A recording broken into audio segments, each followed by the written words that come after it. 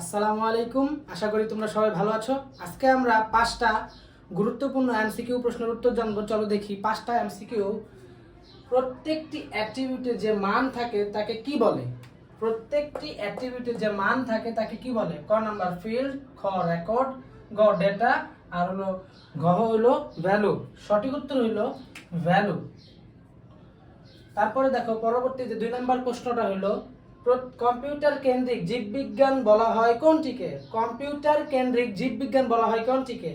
এক bio informatics, nano technology, biometrics, genetic engineering. সঠিক উত্তর হইল আমাদের ন্যানো টেকনোলজি।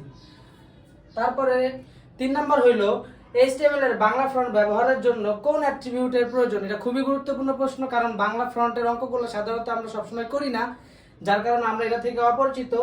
তো HTML এর বাংলা ফন্ট ব্যবহারের জন্য কোন অ্যাট্রিবিউটের প্রয়োজন? ফ্রন্ট, HR, ফেস আর SRC। তো আমরা সাধারণত ফ্রন্টটাই দাগায় ঠিক চলে আসি, কিন্তু এটা সঠিক উত্তর হলো ফেস।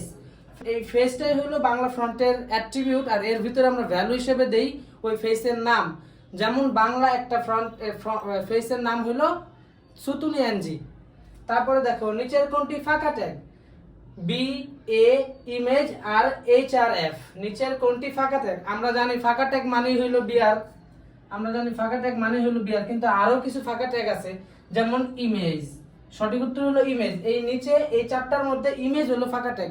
ফাঁকা ট্যাগের সংজ্ঞা কি? যে ট্যাগের ওপেনিং আছে এবং ক্লোজিং নাই। যে ট্যাগের ওপেনিং আছে ক্লোজিং নাই তাকেই ফাঁকা ট্যাগ বলা হয়। ইমেজ ট্যাগের ওপেনিং আছে কিন্তু ক্লোজিং নাই। আরো একটা ফাঁকা ট্যাগ আছে, এটা হলো HR। বুঝতে পারছো? এই তিনটা হলো ফাঁকা ট্যাগ, BR, HR আর ইমেজ। আরো ফাঁকা ট্যাগ আছে যেগুলো আমাদের HSC লেভেলে প্রয়োজন নাই। তারপরে 5 নাম্বার হলো হাইপারলিংকের কোন অ্যাট্রিবিউট ব্যবহার করা হয়? হাইপারলিংকের কোন অ্যাট্রিবিউট ব্যবহার করা হয়? HREF, A আর হলো লিংক। সঠিক উত্তর হলো HREF। এরকম 5টা এমসিকিউ আমরা প্রতিদিন আমাদের ইউটিউব চ্যানেলে ছাড়বো। তো তোমরা এখান থেকে দেখা না পড়া দেখা শুনে শুনেই এমসিকিউ আয়ত্ত করতে পারবা। তাই আমাদের চ্যানেলকে সাবস্ক্রাইব করো এবং আমাদের ফেসবুকে লাইক দিয়ে রাখো।